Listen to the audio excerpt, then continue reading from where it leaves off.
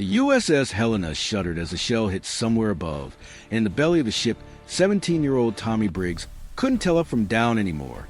The lights flickered.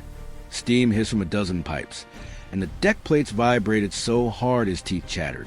He'd let go of the handrail during the last impact, stumbled backward into a junction he didn't recognize, and now he was lost. Completely, terrifyingly lost. And somewhere in the chaos of screaming metal and shouting men, he reached for a valve Willie thought would stop the noise, and turned it the wrong way. It was November 13th, 1942. The waters off Guadalcanal were black and cold, lit only by the muzzle flashes of guns, so large they could hurl a shell the weight of a small car across miles of ocean. The naval battle of Guadalcanal was one of the most chaotic and brutal engagements of the Pacific War, a close-quarters brawl fought at ranges so short that sailors could see the faces of enemy crews before the torpedoes hit. And inside the engine room of the Helena, a light cruiser with 9 6-inch guns and a crew of over 800, Tommy Briggs was having the worst night of his life. Tommy wasn't supposed to be here. Not really. He was supposed to be in high school back in Pennsylvania, playing baseball and worrying about algebra tests. But his older brother had enlisted right after Pearl Harbor, and Tommy had lied about his age, added a year to his birthday, and signed up 6 months later. He wanted to matter. He wanted to do something. His mother cried when he left. His father shook his hand and said nothing. And now, 4 months into his service, Tommy was machinist mate 3rd class, the lowest rung on the engineering ladder, responsible for monitoring gauges, tightening bolts, and doing whatever the chief told him to do. He had never been in combat. He had never heard a shell hit a ship. He had never felt the floor try to kill him. The Helena had left port 3 days earlier as part of a task force assigned to intercept a Japanese convoy attempting to reinforce their positions on Guadalcanal. Intelligence said the enemy was bringing troops and supplies down a route the Americans called the Slot, a narrow passage through the Solomon Islands that funneled ships into predictable paths. The U.S. Navy planned to meet them head-on, and the Helena was one of the lead ships. Tommy had been excited at first. The older sailors told stories about shore bombardments, about firing at distant targets, and watching the jungle light up. They said it was loud, but not particularly dangerous. They said engine room crew almost never saw action. They said he'd be fine. They were wrong. The battle began just after midnight. Radar picked up the Japanese fleet at a distance of several miles, but in the darkness and confusion, the two forces closed faster than anyone expected. Within minutes, the range dropped from miles to hundreds of yards. Searchlights stabbed through the night. Torpedoes sliced through the water. Shells screamed overhead and slammed into steel with sounds Tommy would later describe as like God slamming a car door. The Helena opened fire with everything she had, her guns flashing so bright they turned night into day for a few seconds at a time. And below, in the engine room, Tommy held onto a pipe and tried not to throw up. The noise was unbearable. Not just loud, unbearable. The ship's engines roared at full power, pistons hammering, turbines shrieking, the whole room filled with mechanical thunder that made it impossible to hear anything else. On top of that came the guns. Each time the main battery fired, the entire ship shook and the shock traveled down to the decks into the engine room like a physical blow. Tommy felt it in his chest, in his bones, in his teeth. And then came the hits. The enemy was firing back, and when a shell struck the Helena, it didn't just make a sound. It made the ship scream. Metal tore. Bulkheads buckled. Rivets popped like gunfire. And the men in the engine room, sealed below the waterline with no windows and no way to see what was happening, could only stand at their stations and trust that the ship would hold together. Tommy's station was near the aft auxiliary feed line, a secondary system that supplied fuel to the boilers if the primary line was damaged. His job was simple. Watch the pressure gauge, check for leaks, and report any problems to Chief Petty Officer Dalton, a hard-faced man in his 30s who ran the engine room like a prison warden. Dalton didn't like Tommy. He didn't like any of the new kids, but he especially didn't like Tommy, who asked too many questions and always looked like he was about to cry. Dalton had told him on day one, "You do what I say when I say it, and you keep your mouth shut. If you screw up down here, people die. Understand?" Tommy had nodded. He understood. He just wasn't sure he could do it. The first hit came at 12:17 a.m. A Japanese destroyer had closed to less than 1,000 yards and opened fire with his 5-inch guns. One of the shells punched through the Helena's superstructure and detonated inside a berthing compartment, killing 4 men instantly. Tommy didn't know that. All he knew was that the deck suddenly heaved beneath him. The lights went out for 3 full seconds, and when they came back on, the air was full of smoke. Dalton was shouting orders, but Tommy couldn't hear him over the noise. He saw the chief pointing at something, saw other sailors running toward a valve cluster near the forward bulkhead, but he couldn't move. His legs wouldn't work. His hands were locked around the pipe, knuckles white, and his heart was beating so fast he thought it might explode. Briggs. Dalton's voice cut through the chaos, and Tommy looked up to see the chief striding toward him, face red with fury. "Get your ass over to Station 3 and check the coolant flow. Now!" Tommy nodded and let go of the pipe. His hands were shaking so badly he could barely control them. He took a step, stumbled, caught himself, and started moving.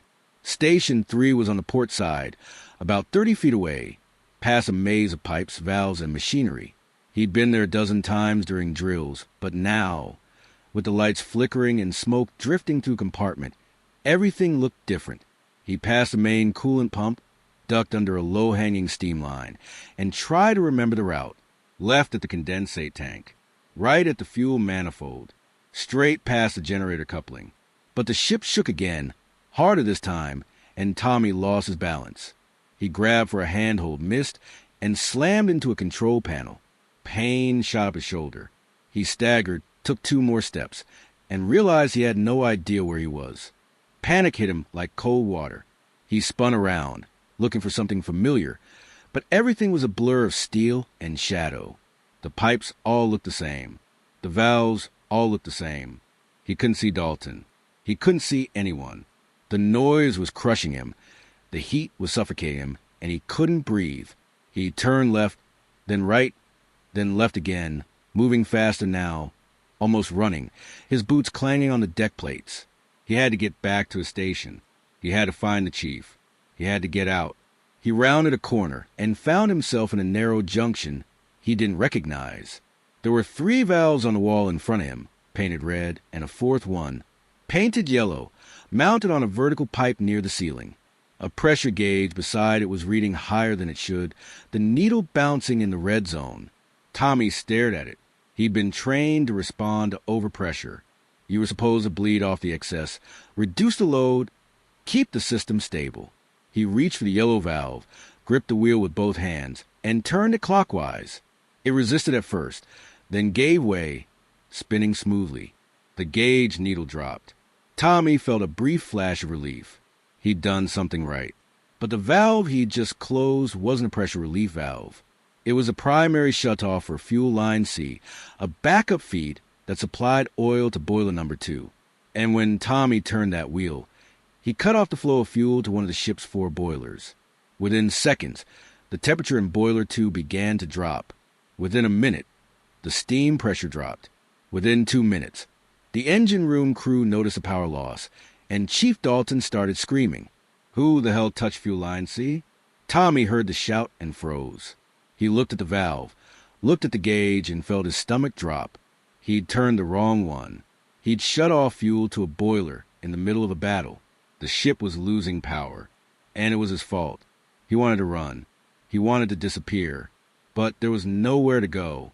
Dalton was already storming toward him, shoving past 2 other sailors, his face twisted with rage. Briggs, was that you? Tommy couldn't speak. He could only nod.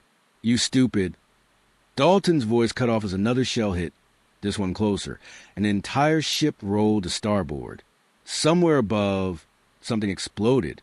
The lights went out again. And in the darkness, Tommy heard a sound that would haunt him for the rest of his life. The groan of metal tearing apart. When the lights came back on, Dalton was on the floor, blood running from a cut on his forehead. 2 other sailors were down. And from somewhere near the forward bulkhead, Tommy heard a hissing sound that didn't belong. It was sharp, high-pitched, and growing louder. Dalton heard it too. He staggered to his feet, wiped the blood from his eyes, and turned toward the sound. "Fuel leak," he said quietly. Then louder, "Fuel leak on line B. Everybody back. Get back."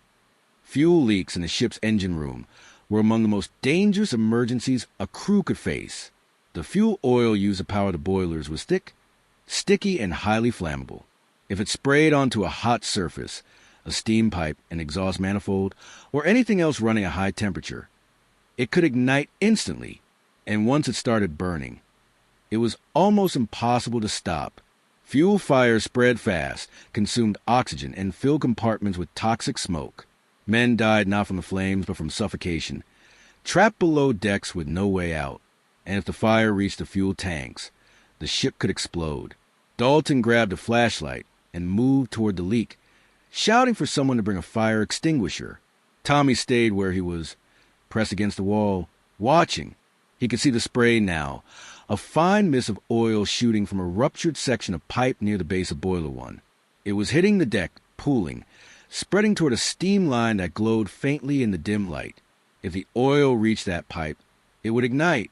And there were 300 men on this ship. But then something happened that no one expected. Dalton stopped. He stared at the leak, then turned and looked at Tommy. His expression changed from anger to confusion, then to something Tommy couldn't identify. "Briggs," he said slowly, "which valve did you close?" Tommy pointed at the yellow wheel. "That one." Dalton looked at it. He looked at the leak. He looked at a set of pipes running along the overhead, traced them with his eyes, and then he did something Tommy never thought he'd see. He smiled. Not a happy smile. A grim, exhausted, almost disbelieving smile. "You close fuel line C." "Yes, sir." "That's the backup feed for Boiler 2. "Yes, sir."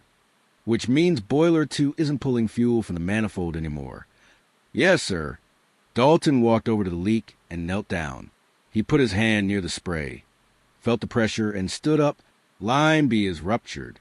If all 4 boilers were still pulling from the main manifold, the pressure in this line would be 3 times higher. That spray would be a jet. It'd hit that steam pipe in about 10 seconds, and we'd have a fireball down here that would blow the stern off this ship." Tommy didn't understand.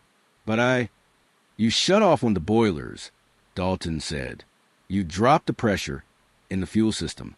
That leak is bad, but it's not catastrophic. We can contain it."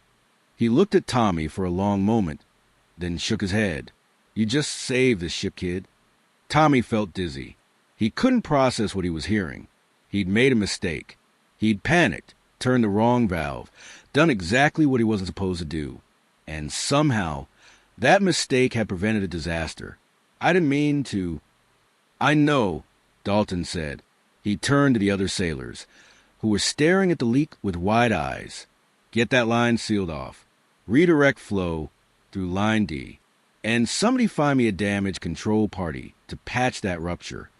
He turned back to Tommy. "You stay here. Don't touch anything else." Tommy nodded. He stayed pressed against the wall, watching as the crew went to work. They shut off the damaged section of pipe, rerouted the fuel flow, and brought the leak under control. It took 20 minutes. During that time, the battle continued above them. The Helena kept firing, kept maneuvering, kept fighting, and Tommy stood in the corner, still shaking, still not entirely sure what had just happened. By the time the battle ended, just before 2 a.m., the Helena had fired over 4,000 rounds of ammunition, survived multiple hits, and helped sink 2 Japanese destroyers. She would limp back to port with significant damage, but she would survive. So would her crew, all 888 of them.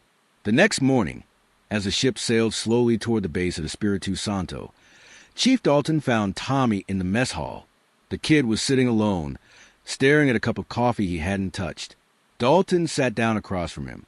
"You know what happened last night?" he asked. Tommy shook his head. "You panicked," Dalton said. "You got lost. You turned a valve you weren't supposed to touch.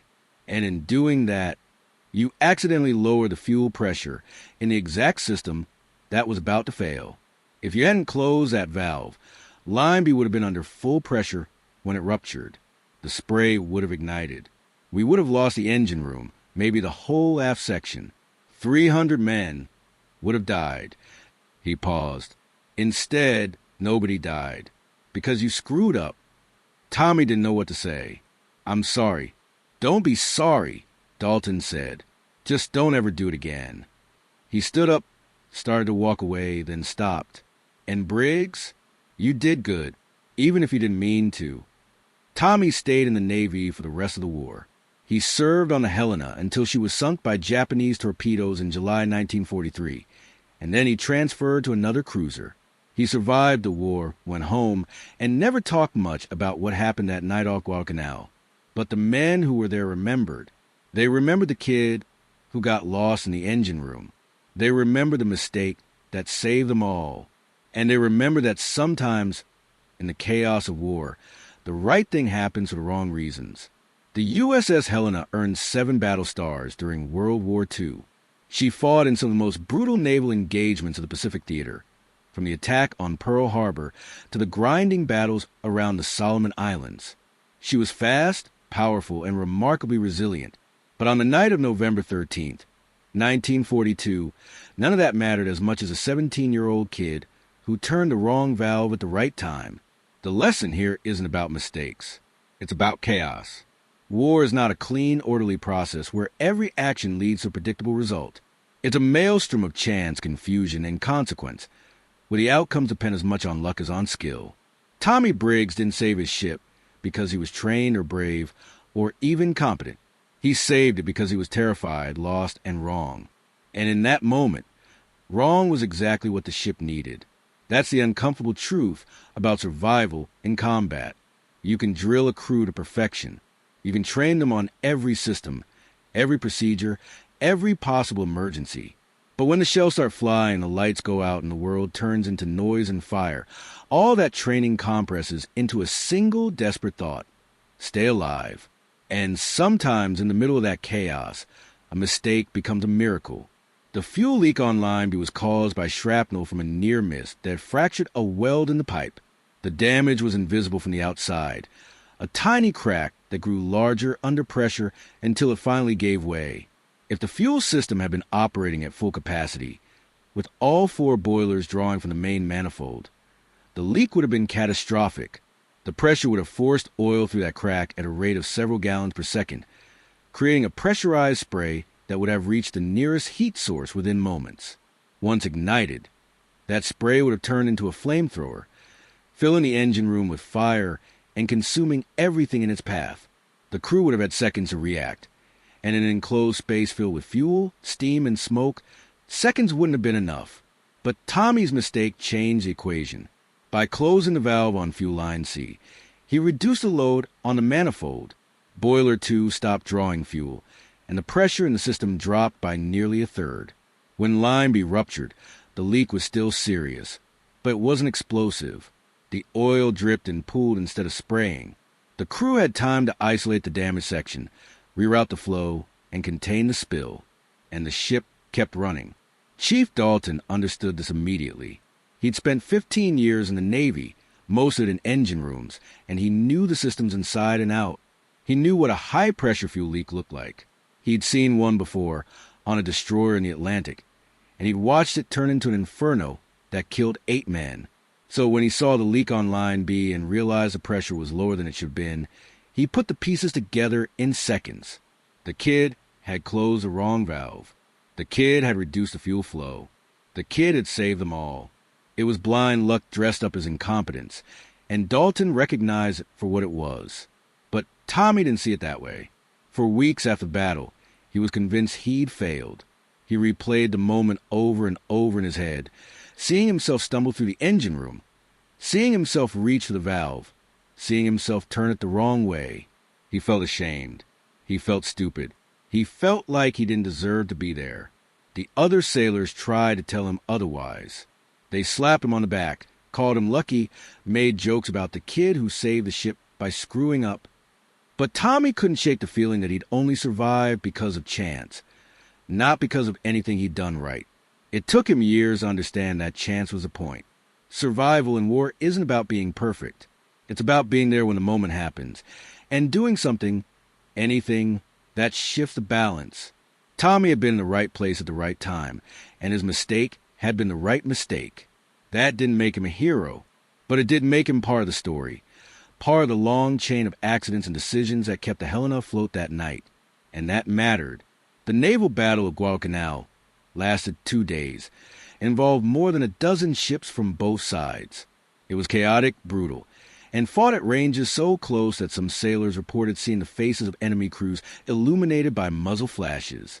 The Americans lost 2 light cruisers and 7 destroyers. The Japanese lost 2 battleships, 1 heavy cruiser, 3 destroyers, and 11 transports. Thousands of men died. The water off Guadalcanal became known as Iron Bottom Sound because of the number of ships that sank there, their hulls resting on the seafloor like gravestones. But the Helena survived. She took hits, lost men, suffered damage, but she stayed afloat and kept fighting. And in the engine room, deep below the waterline, a 17-year-old kid stood at his station and learned that survival doesn't always make sense. Sometimes you do everything right and you die. Sometimes you do everything wrong and you live. And sometimes the difference between catastrophe and survival is a valve that shouldn't have been turned. Tommy Briggs never became famous. His name doesn't appear in the history books. There's no medal, no monument, no plaque commemorating what he did. But the men who were there knew. They knew that on the night of November 13th, 1942, a terrified kid made a mistake that saved their lives. And that was enough. The story of Tommy Briggs is a reminder that war is not a story of heroes and villains, of clear choices and noble sacrifices. It's a story of people trying to survive in a world that's trying to kill them, making decisions with incomplete information, and living with the consequences. Tommy didn't mean to save the ship. He didn't even know he'd done it until someone told him. But his mistake mattered, and the lives it saved mattered, and the fact that it happened by accident doesn't make it any less real. In the end, the lesson is simple. Chaos is unpredictable and outcomes are uncertain. You can train for every scenario, plan for every contingency, and prepare for every threat. But when the moment comes, you're still just a person standing in a room full of noise and fire, trying to do the next right thing. And sometimes the next right thing is the wrong thing. And sometimes that's exactly what saves you. The Helena was eventually sunk in the Battle of Kula Gulf on July 6, 1943, when 3 Japanese torpedoes struck her in rapid succession. She went down in less than 20 minutes. Tommy Briggs was not aboard. He'd been transferred to another ship 2 weeks earlier. He survived the war, returned home, and lived a quiet life. He married, had children, worked in a factory, and rarely spoke about his time in the Navy. But every year on November 13th, he would sit alone for a few minutes and think about the night he got lost in the engine room, the night he turned the wrong valve, the night he saved 300 lives by making a mistake. And maybe that's the real story. Not that mistakes can save lives, but that in the chaos of war, there's no such thing as a perfect decision. There's only the decision you make, the moment you make it, and the consequences that follow. Tommy Briggs made a decision. It was the wrong one, and it saved the ship. War doesn't care about intentions. It doesn't care about training or courage or righteousness. It only cares about outcomes. And on that night, in that engine room, a 17-year-old kid who didn't know what he was doing produced an outcome that mattered more than anyone could have predicted. He didn't mean to. He didn't plan it. He didn't even understand it. But he did it. And 300 men went home because of it. So here's the question that Tommy's story leaves us with. How many other moments like this happened during the war? How many times did a mistake become a miracle? How many people survived because someone did the wrong thing at the right time? We'll never know. Most of those stories were never recorded. Most of those moments disappeared into the chaos of battle, unnoticed and unremembered. But they happened. They happened every day, in every theater of the war, in engine rooms and cockpits and foxholes and beaches. They happen because war is chaos, and chaos creates opportunities for the impossible. Tommy Briggs was just one kid in one engine room on one ship in one battle. But his story is a window into a larger truth, that survival in war is rarely about grand gestures or heroic acts. It's about small moments, small decisions, and small mistakes that ripple outward in ways no one can predict. It's about the valve that shouldn't have been turned, the shell that missed by inches, the order that was misunderstood, the map that was read wrong. It's about all the tiny, invisible threads that hold the fabric of survival together, and how fragile that fabric really is. The men of the Helena knew this. They knew that their survival depended not just on their ship's armor or their guns or their training, but on 1,000 tiny variables that were beyond their control. They knew that every time they went to sea, they were trusting their lives to chance. And on the night of November 13th, 1942, chance took the form of a scared kid who turned the wrong valve, and they lived. That's the uncomfortable beauty of Tommy's story. It strips away the mythology of war and shows us what survival really looks like. Messy, random, and achingly human. It reminds us that the people who fight wars are not characters in a story. They're just people. They make mistakes. They get scared. They get lost. And sometimes, against all odds, they get lucky. Tommy Briggs got lucky. The Helena got lucky. And 300 men got to see another sunrise because of it. So if you're watching this from somewhere safe, far from the noise and fire war, take a moment to think about that. Think about the randomness of survival. Think about the fragility of life. Think about all the Tommy Briggses out there, in every war, in every battle, making mistakes that matter more than anyone realized. And remember that history isn't just written by the victors. It's written by the survivors. And sometimes survival is just a valve turned the wrong way at the right time. The months after the Battle of Guadalcanal were some of the hardest of Tommy's life. Not because of combat, though there was plenty of that, but because of the silence of men who'd seen too much, the silence of knowing that survival didn't mean you'd won, only that you'd lasted. Tommy worked his shifts in the engine room, stood his watches, followed orders, but inside, he carried the weight of that night like a stone in his chest. He started having nightmares. In them, he was back in the junction, reaching for the valve, but this time when he turned it, the ship exploded. Fire roared through the compartment. Men screamed. And Tommy woke up in his bunk, heart pounding, sweat soaking his sheets, unable to remember where he was. The other sailors noticed. They didn't say much. Nobody talked about fear in the Navy, not out loud, but they noticed one of the older machinists, a guy named Petty Officer Rourke, started checking on him after watches. "You all right, Briggs?" he'd ask. And Tommy would nod and say he was fine. But he wasn't fine. He was 17 years old, carrying the knowledge that 300 men had almost died because of him, and that they'd lived because of him. And he didn't know which was worse. Chief Dalton noticed too. He didn't say anything for a while, but one evening, after a long watch, he pulled Tommy aside. They stood on the weather deck, looking out at the black water, the ship cutting through the Pacific under a sky full of stars. "You still thinking about that night?" Dalton said. It wasn't a question. Tommy nodded. "Good." Dalton said, "You should be. Not because you did something wrong, but because it matters. What happened down there matters. And if you forget it, if you let it go, then you'll stop being careful. And careful is what keeps you alive." He paused, then added, "You know how many men I've seen die because they stopped being careful? Too many." Tommy looked at him. "But I wasn't careful. I panicked." "You were scared," Dalton said. "There's a difference. Panic is when you freeze up, when you stop thinking, when you do nothing. You didn't do nothing. You did something. It was the wrong thing, but it was something. And sometimes doing something, even the wrong thing, is better than doing nothing." He turned to face Tommy. "You're going to make more mistakes, Briggs. We all do. The trick is to make mistakes that don't kill people. And if you can't do that, then make mistakes that accidentally save people. Like you did." Tommy didn't know what to say. He wanted to believe Dalton, wanted to believe that what he'd done mattered in a good way, but he couldn't shake the feeling that he'd just gotten lucky. That next time, his mistake would kill someone. That next time, there wouldn't be a chief standing there to explain how he'd accidentally saved the ship. But there wasn't a next time. Not like that. Tommy served on the Helena for 8 more months, and in that time, he learned the engine room inside and out. He learned every pipe, every valve, every gauge. He learned how to move through the compartment, even when the lights were out, even when the ship was shaking apart, even when he was scared out of his mind. He learned how to be careful. And he learned how to live with the fear, because the fear never really went away. It just became part of the job. In July 1943, the Helena was hit by torpedoes during the Battle of Kula Gulf. Tommy was below decks when the first torpedo struck.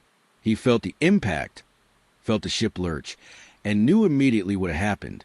The second torpedo hit 30 seconds later, and the third one, the one that broke the ship's back, hit right after that.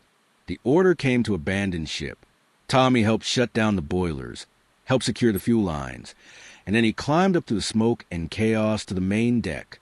The Helena was sinking fast, her bow already underwater, her stern rising into the air. Men were jumping overboard, swimming toward nearby destroyers that had come to pick up survivors. Tommy jumped too. The water was warm and black, and he swam as hard as he could, away from the ship, away from the suction that would pull him under when she went down. He made it. So did most of the crew. Over 700 men survived the sinking of the Helena. They were picked up by destroyers, taken to safety, and eventually reassigned to other ships. Tommy ended up on a cruiser called the Birmingham, where he served for the rest of the war. He was at the Battle of Leyte Gulf. He was at Okinawa.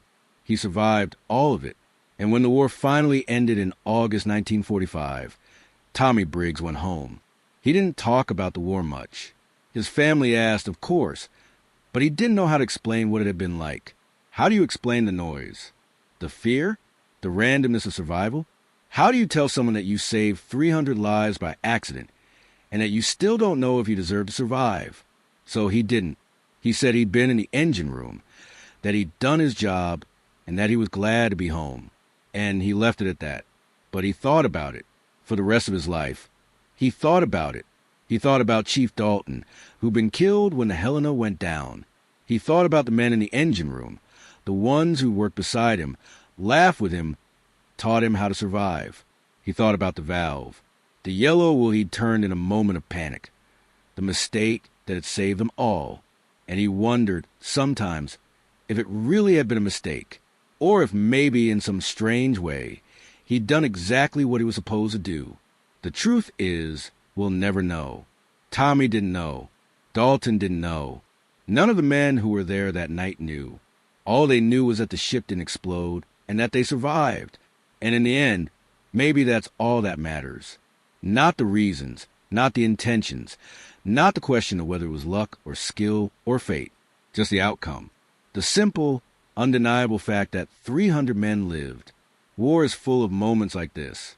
Moments where the outcome depends on a single decision, a single action, a single mistake.